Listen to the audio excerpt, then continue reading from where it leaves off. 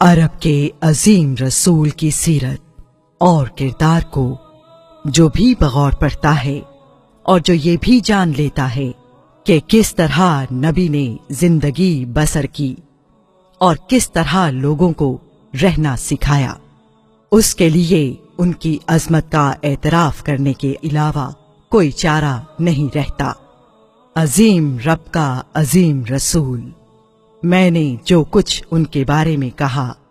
وہ شاید بہت سے لوگوں کو پہلے ہی معلوم ہو، لیکن میں جب بھی اس شاندار عربی معلم کی سیرت پڑھتی ہوں تو جہان حیرت میں ڈوب جاتی ہوں، اور میری نظر میں ان کا مقام و مرتبہ بڑھ جاتا ہے۔ Annie Besant, The Life and Teachings of Muhammad۔